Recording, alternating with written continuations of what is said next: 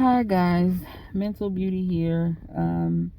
I've been meaning to make this video for days, and just between working at the hospital and doing like 20 home health hospice visits, I just been exhausted. So now that I'm home or in my parking lot from work, not feeling like walking up the stairs, I thought I'd stop and make the video. And it is basically the combination of friends, associates, and your mental well-being, right? And so I think, just like my last video where I talked about the oppositional defiant disorder, how that is a generational diagnosis, that is not something that kids my age would have been diagnosed with back in the day. And just for reference, I'm 37. So when I was between the ages of, I don't know, 5 and 10, I don't, there's a reason that diagnosis was probably not around, and it's because you just wouldn't have kids acting like that. I think the same thing goes for kids these days when it comes to the people they hang around. Kids have a whole lot of Facebook associates. They have a lot of Snapchat, Twitter, Instagram associates, but are they, at the end of the day, their actual friends? And in a lot of the cases, no. These are people who are waiting to see what you post.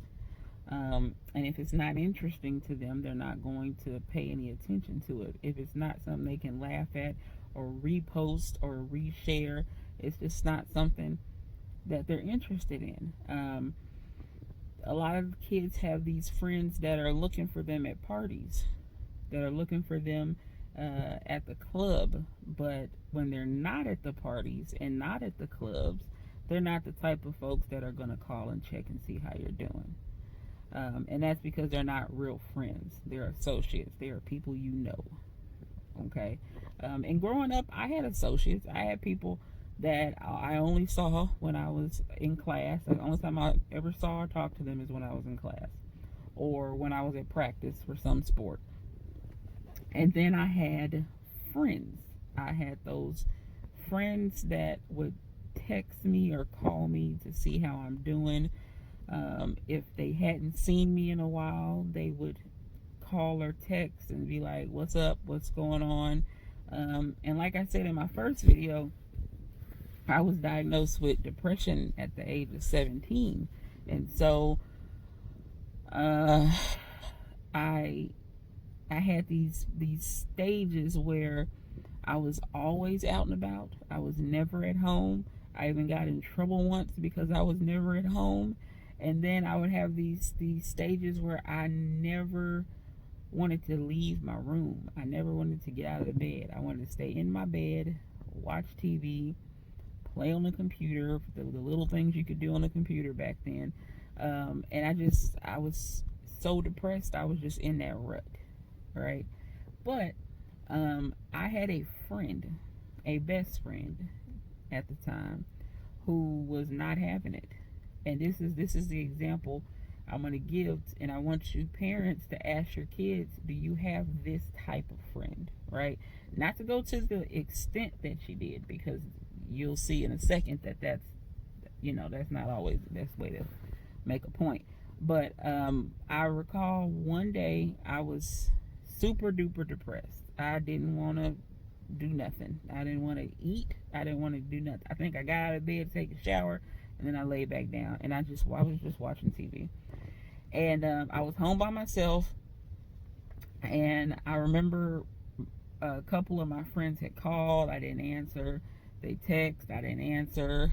And I knew they were going to come over to the house to knock on the door, but the house I lived in, you could only look in my window, my bedroom window, if you were in the backyard. And I didn't think they would come in the backyard to do that. So I was just depressed. I didn't want to be bothered by nobody.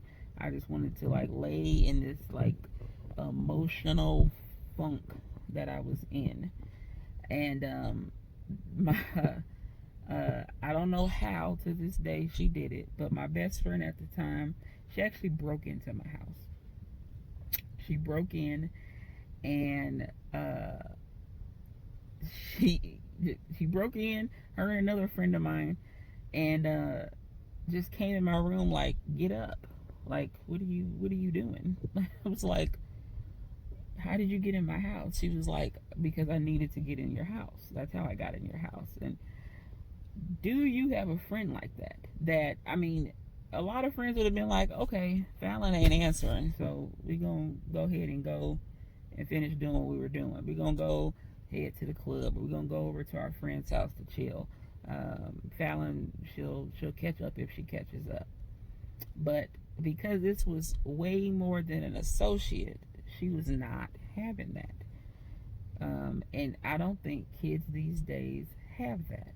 And I don't think I would be where I am today if I did not have these friends like this growing up. Because even though they didn't keep me from being depressed, they kept me from just laying in it all day.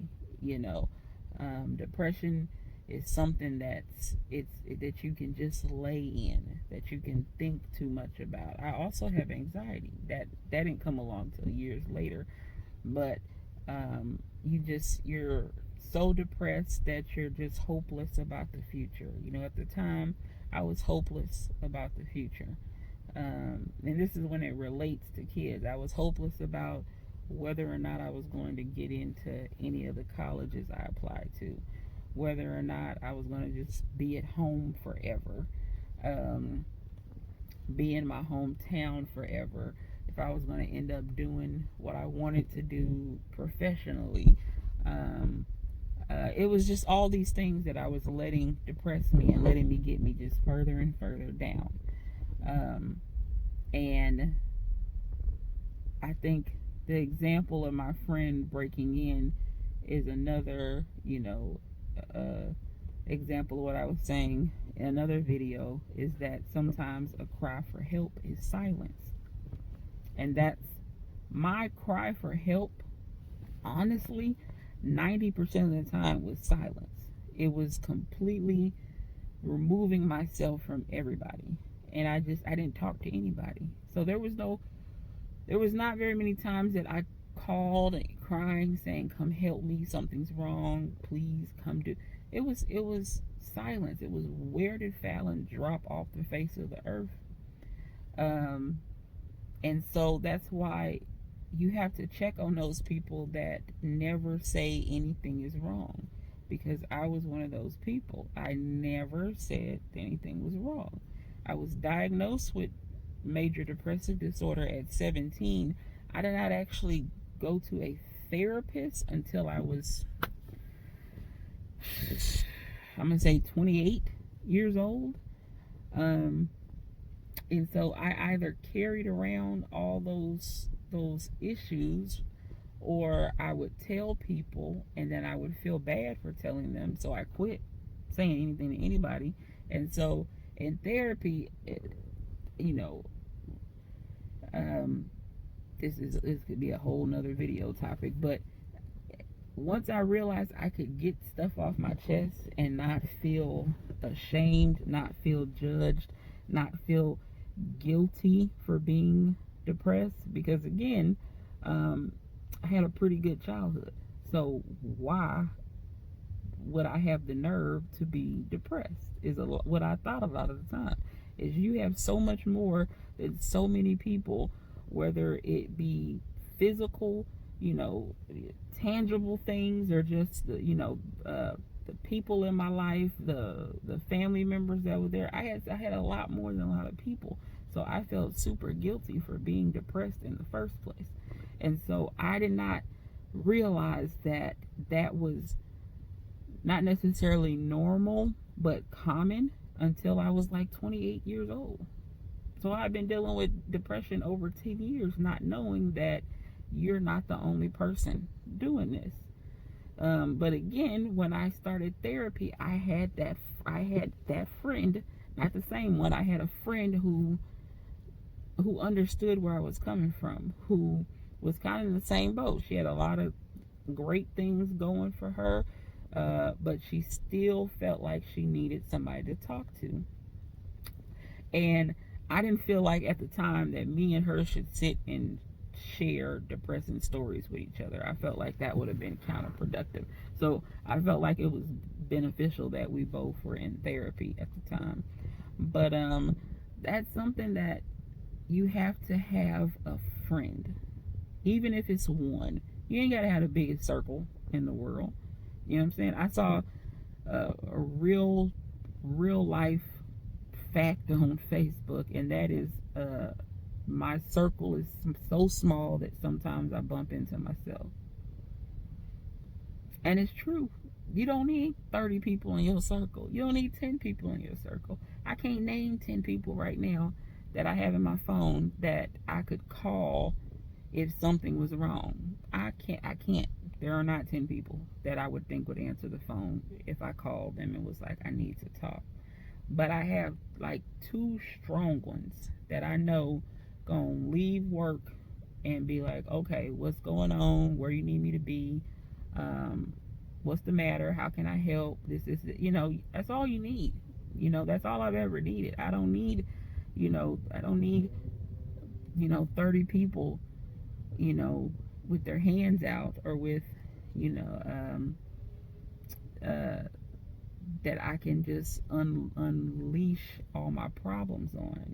I've always just needed one or two people that at the end of the day, if I need to talk, that they're there to talk to. And so parents, having worked in hospitals that accept kids from ages 5 and on up, and from doing outpatient therapy with adolescents who call everybody their friend. Teach your kids that, just like as adults we say that's not my friend, that's my associate, that's not my homegirl, that's my coworker. Teach your kids to do the same thing with the people they come across in school, because your kids they're never going to be as comfortable talking to you as they will to a friend. That's why I always recommend therapy for patients, because you will tell a therapist things that you will never tell another soul, because you go into it already knowing that I'm not going to be judged. There's no reason for us to judge patients. They'll never come back. So why would I judge you? Right? And that's, when I'm in the field doing this myself. But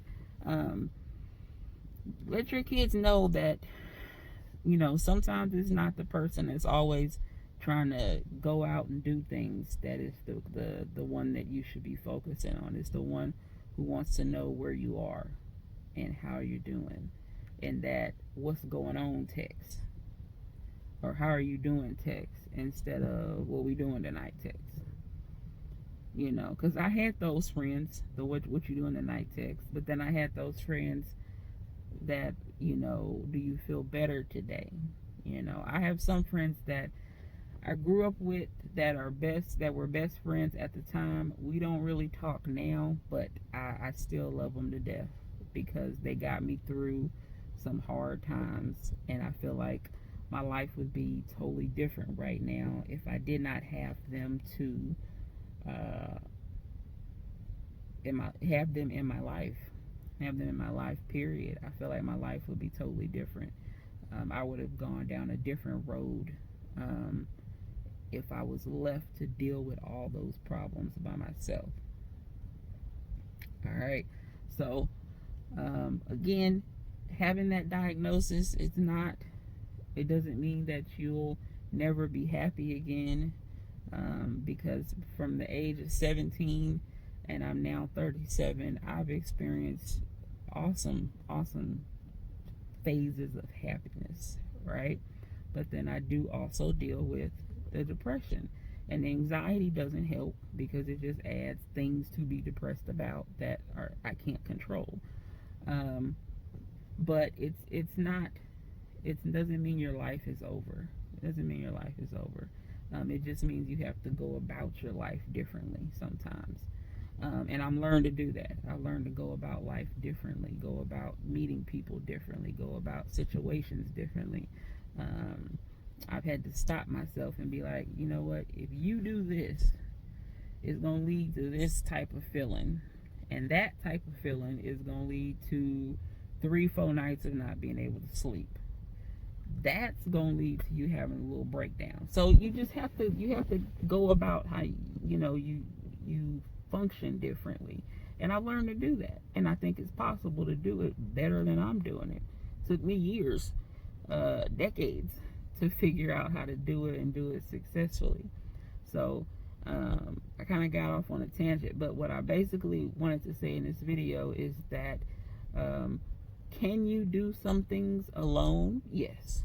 I'm kind of a loner. I've done a whole lot of things alone. Is it easier if you have a friend and a support system there for you? Yes. And if those of you with teenage kids, if you can get them to understand that if they don't feel comfortable talking to you, that they need to find supportive friends to turn to,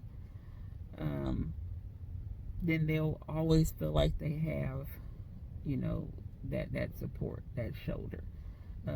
Because again, a cry for help is usually silent. It's sometimes something you'll see before you hear. So keep your ears open to what's going on, but also keep your eyes open, because a lot of kids don't talk to their parents. I didn't really. But that's my little 17-minute little piece of knowledge to you guys. Those of you who subscribe to Mental Beauty on YouTube, I appreciate your support. Or liking my page on Facebook. I hope to come out with some more things on some more diagnoses. Depression is just a huge one with our population right now, between all the things going on in the world, between COVID. There's just a lot of stuff going on right now that is increasing the number of people that I feel like that I've seen diagnosed with depression. And so I feel like it's a subject that deserves and warrants more attention than some of the diagnoses that you don't see as often. Just as interesting, but you just don't see as often. So again, y'all, take care of yourselves, take care of your people, but at the end of the day, take care of your mental well-being, because nobody else can. All right, I'll see y'all next time. Bye.